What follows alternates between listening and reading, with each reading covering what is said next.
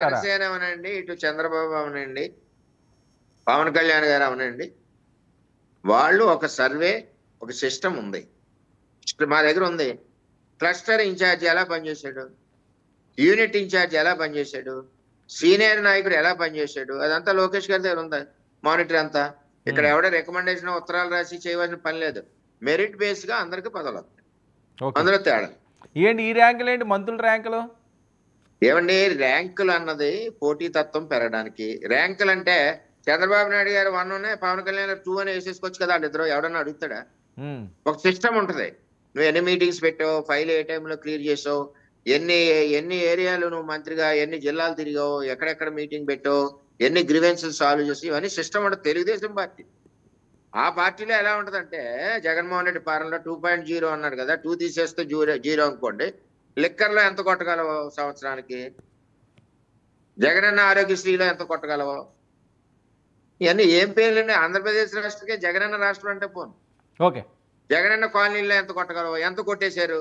చేపల చెరువులు గొల్లపురంలో మా పిఠాపురంలో 66 ఎకరాల చేపల చెరువులు. పెన్న అప్పుడున్న వైసీపీ ఎమ్మెల్యే దగ్గర దగ్గర 25 కోట్లు కొట్టాడు. ఎక్కడ పోయినాయి? ఓకే. ఇయన్నీ చేసి అన్నీ పెట్టేసుకుని ఊరికే ఇళ్ళల్లో చూపించడం ఏంటండి? ఓకే. సూపర్ 6 ఇస్తాం. హ్మ్. మీరు చూసి ఏడుస్తారు. ఓకే. కళ్ళనీళ్ళు ఎట్టుకుంటారు. 30 ఏళ్ళు కాదు కదా 40 ఏళ్ళు రారు. మీరు అసెంబ్లీకి రావడానికి భయం. అసెంబ్లీలో ప్రజల గొంతుకి ఇప్పడానికి భయం. ఎంచేదంటే మీరు చేసిన తప్పులు అలా ఉన్నాయి. మీరు మాట్లాడేదేంటి మాతోటి? ఓకే. జగన్మోహన్ రెడ్డి కూడా ట్రైనింగ్ అవ్వమనండి. ఎక్కడ అప్రెంటిస్ అవ్వమనండి. టీడీపీ ఆఫీసులో తీసుకుంటా అప్రెంటిస్ కింద తీసుకోమనండి. జనసేనలో కొన్నాళ్ళు పని చేయమనండి. ఓకే. 2 చోట్ల అనుభవం వస్తాయి. అప్పుడు మళ్ళీ మీరు 3.0కి వెళ్ళండి. 2 ఎందుకు? ఓకే. ఓకే. 3.0కి వెళ్ళండి. బొలిశెట్టి గారు. ఇక్కడ ఏది ఏమైనా ఈ రాష్ట్రం అభివృద్ధి అమరావతి వెళ్ళి చూడండి సిగ్గేయట్లేదా? ఆ రోడ్లు ఎలా నాశనం చేస్తారు? ఈ వేళ వెళ్తుంటే సింగపూర్‌లా ఉంది. మొత్తం అపార్ట్మెంట్స్ అన్నీ అవుతున్నాయి. అమరావతికి సంబంధించిన ప్రాజెక్టులు అన్నీ స్టార్ట్ అయినాయి. పోలవరం స్టార్ట్ అయింది. అన్ని చూసి అతను ఆయనకేమొచ్చిందంటే మతి ప్రేమించింది. ఓకే. 2.0, వర్మ గారు, వర్మ గారు 3.0, ఇంకో చిన్న విషయం ఏంటి నిన్న 0.05 నిన్న ఇయన్నీ తాడేపల్లి ఏంటండి పాలసీ నాకు దగ్గర అర్థం వర్మ అవ్వదు. గారు నిన్న ప్రజలకు తాడేపల్లి అర్థమయ్యే భాష ఇది. వినండి.